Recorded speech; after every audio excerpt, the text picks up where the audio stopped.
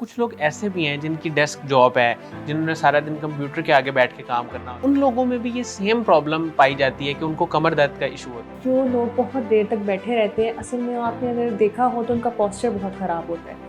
किसी भी चीज़ के लिए अलाइनमेंट का असल वो जब भी बैठते हैं तो हमेशा वो बहुत स्लाउच पोजीशन में और हमेशा उनका ना बेंडिंग पोस्चर आता है। ये इस तरह से नहीं झुकना चाहिए, it should be in at your I level, ठीक है।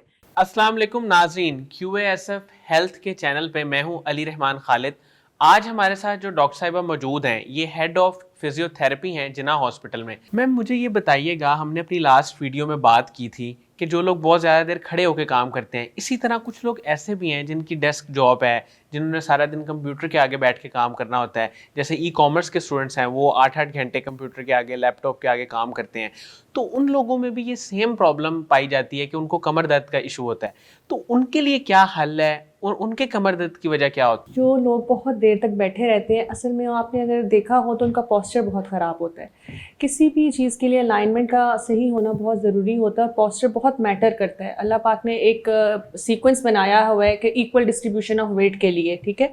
और उससे हम जब भी डिस्टर्ब करते हैं, आपने देखा होगा ई-कॉमर्स आपने बात किया, IT के बच्चे हैं, बैंकर्स हैं, इस तरह डिफरेंट कैटेगरीज के जो भी स्टूडेंट्स या जॉब वाले लोग हैं, वो जब भी बैठते हैं तो हमेशा वो बहुत स्लाउच पोजीशन में और हमेशा उनका ना बेंडिंग पोस्चर आ जाता है। वो ऊपर नीचे की तरफ झुक रहे होते हैं, आपने देखा होगा। अच्छा, सिर्फ उनकी कमर दर्द का इशू नहीं होता, इसमें अगर आप देखें तो उनके जो शोल्डर्स होते हैं वो भी राउंडेड से, राउंडेड मीन्स आगे की तरफ थोड़े से करके वो हो जाते हैं। गर्दन जो है अक्सर उनको वो भी कभी यहाँ पेन शुरू हो जाती है, कभी यहाँ पेन शुरू हो जाती है। तो इसीलिए होती है कि पूरा का पूरा उनका पोस्चर ख़राब हो चुका होता है। उसके लिए अगर आप 2-3 छोटी-छोटी हदायत पर अमल कर लें तो बहुत आसानी से इन चीज़ों से आप बच सकते हैं। और हल यही है कि अपना पोस्चर जो है बिल्कुल अपराइट रखें, वर्टिब्रल कॉलम को स्ट्रेट होना चाहिए। अपनी चेयर का जो है उसके लिए अगर आपको प्रॉब्लम हो रही है तो पीछे से आप कोई भी कुशन, आजकल बड़े अच्छे अवेलेबल मार्केट में हैं, उनको कर्व को मेंटेन करने के लिए आप यूज़ कर सकते हैं। उसके अलावा जो टेबल और आपका जो लैपटॉप जहाँ पे पड़ा होता है उसका लेवल आपको ठीक रखना चाहिए। ये इस तरह से नहीं झुकना चाहिए, it should be in at your I level, ठीक है, ताकि आपको बहुत ज़्यादा जो है वो नीचे झुक के इवन गर्दन को भी उसको ना झुकाना पड़े और इस तरह से आपको इशू ना हो, तो आप इजीली उसको मैनेज कर सकते हैं। कोई इतनी बड़ी बात नहीं है। दूसरा, अगर आप अपने मोबाइल में या घड़ी में कोई भी अलार्म लगा लें, अगर आपका बहुत देर तक सिटिंग का काम है, एवरी 2 to 3 आवर्स आप बेशक अपने ऑफिस की सराउंडिंग्स में ही उठकर एक चक्कर लगा कर फिर वापस बैठ जाएं, तो भी आपके मसल्स जो हैं वो काफ़ी रिफ्रेश हो जाएंगे। थोड़ी बहुत हल्की फुल्की स्ट्रेचिंग कर लें, हैंड की कर लें, लेग की कर लें, तो definitely it will give you very good benefit. Ma'am ये तो एक जनरल लोगों के लिए बातचीत है, लेकिन जिन लोगों को थोड़ा बहुत कोई कमर का इशू है, किसी का कोई डिस्क स्लिप है या कोई उसको क्रॉनिक पेन है, उसके लिए क्या हल है? उसके लिए तो मैंने आपको पहले ही बताया कि कुछ बेल्ट्स हम एडवाइस कर देते होते हैं, वो आप यूज़ कर सकते हैं, लेकिन उनके लिए मज़ीद रिस्ट्रिक्ट कर देते हैं कि आपने जो है एवरी 1 या 2 आवर जो भी आपको सूटेबल है आपने उसको अपनी स्ट्रेचिंग करनी है। उसके अलावा जो कर्वेचर है वो बहुत ज़रूरी है।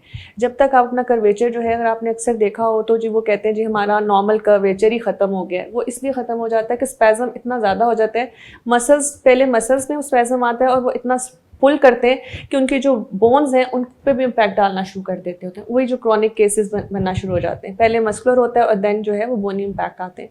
तो उनको रेगुलर एक्सरसाइज, अपनी डाइट का पैटर्न, अपना जो भी एडजस्टमेंट है वो करनी चाहिए और फिजियोथेरेपी से सेशन ज़रूर ले लेने चाहिए। मैम बहुत सारे लोगों को जब कमर दर्द होती है तो वो मेडिसिन की तरफ जाते हैं और ख़ास तौर पे पेन किलर्स खाते हैं। तो ज़्यादा पेन किलर खाना इस दर्द में क्या वो ठीक है? जी देखिए, मैं तो फिजियोथेरेपिस्ट हूँ, तो आई वॉन्ट रिकमेंड कि आप बहुत ज़्यादा मेडिकेशन लें। जो भी आप कोई भी medicine in the long run लेते हैं तो उसके साइड इफ़ेक्ट्स होते हैं। सबसे पहले तो आपका मैदा ही ख़राब हो जाता है। अक्सर लोगों को लूज़ मोशंस, वॉमिटिंग, अल्सरेशन वगैरह जो है, एसिडिटी क्रिएट हो जाती है। तो हमारा जो फिजियोथेरेपी इतना सेफ़ किस्म का ट्रीटमेंट है कि इसमें एज सच कोई आप 1 या 2 सेशन, इवन आप जो हल्की फुल्की पेन है 1 सेशन में ही वो रिकवर कर जाते हैं। तो आई वॉन्ट रिकमेंड, अगर फिर भी आपका ऐसा है कि आप नहीं जा पा रहे तो उससे बेहतर है कि कोई ना कोई स्प्रे वगैरह या कोल्ड पैक वगैरह यूज़ कर ले, तो उससे भी आपको पेन काफ़ी हद तक सेटल हो जाती है। बहुत शुक्रिया शाजिया रफ़ीक साहिबा आपकी तशरीफ़ आवरी का। नाज़रीन, मुझे उम्मीद है कि जो लोग डेस्क जॉब करते हैं और बैठ के ज़्यादा देर काम करते हैं, उनके लिए इंटरव्यू इंतहाई मुफीद साबित होगा और उनको इसमें ज़रूर कुछ ना कुछ टिप्स मिली होंगी। बहुत शुक्रिया, अल्लाह हाफ़िज़, अपना बहुत ही ख्याल रखिएगा।